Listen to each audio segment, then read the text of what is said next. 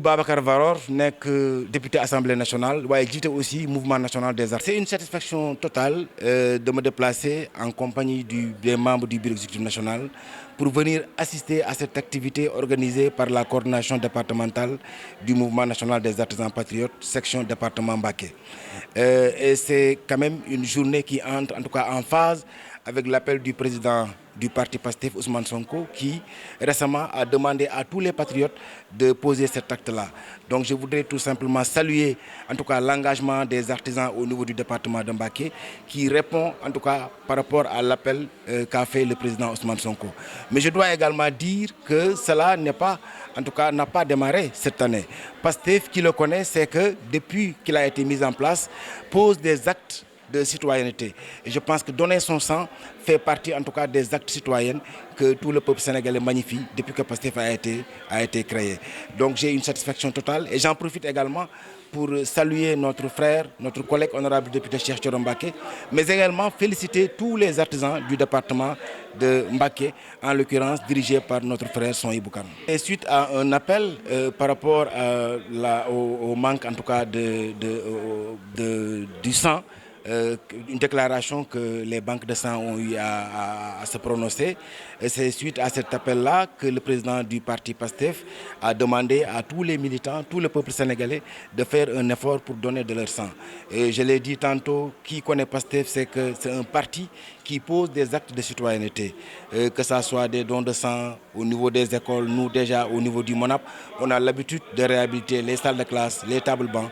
Donc c'est une continuité par rapport à notre engagement et notre idéologie politique. Je pense que la politique aussi, ce n'est pas tout simplement demander qu'on vous confie en tout cas les destinées d'un pays, mais c'est surtout également participer à ce qui peut émerger de ce pays-là. Et je pense que donner de votre sang ne peut en tout cas rien empêcher par rapport à votre vie. Et pour nous, c'est extrêmement important de participer en tout cas à cet appel-là du président du parti PASTEF. Une satisfaction réelle parce que nous avions l'habitude de voir des promesses tenues par certains hommes politiques et qui malheureusement, lorsqu'on les confie le pouvoir, c'est comme si c'était pas eux. Et les gens même ont l'habitude de dire qu'il y a des réalités du pouvoir, ce que PASTEF contredit. Nous pensons qu'un homme politique, au-delà de son discours, au-delà de son parcours, c'est aussi tenir ses engagements électoraux. Et je pense que c'est sur cette dynamique que le PASTEF est en train, en tout cas, d'œuvrer et de poser des actes. Parce que qui connaît PASTEF, depuis qu'il a été mis en place, c'est ce même discours qu'on a eu à tenir. Nous ne croyons pas, en tout cas, à des fonds dits secrets.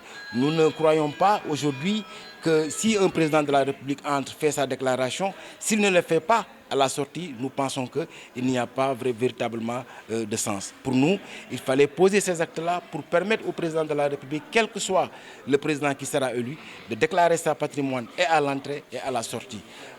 Maintenant, par rapport également à un autre débat qui concerne ce qu'on dit, par exemple, les fonds spéciaux, ça a été notre ligne de conduite. Nous pensons que l'argent du contribuable, quel que soit là où on doit le mettre. Oui, nous avons un programme. Nous avions déjà présenté un programme en 2019. Nous l'avons également présenté en 2024. Mais force est de constater quand même que depuis qu'on est là au pouvoir, depuis 2 ans, il n'y a pas eu en tout cas d'actes réels posés. Je peux juste citer quelques exemples. En parlant par exemple des chambres de métiers, nous avions promis aux artisans qu'on allait réformer les chambres de métiers là, parce qu'il y a énormément de difficultés. Si je peux prendre aussi l'exemple de l'accès à la commande publique aux artisans, ça a été aussi dans le programme de Diomaye Président.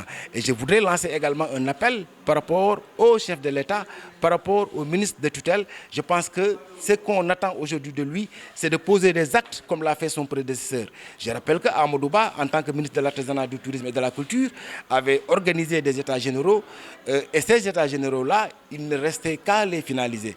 Malheureusement, depuis que le gouvernement d'Al-Amin Lo est venu, il y a un statu quo total. Au lieu de s'imprégner ou de s'occuper des problématiques des artisans, ils sont là en train de créer un parti politique et je ne pense pas qu'ils ont été élus pour en tout cas mettre en place un parti politique.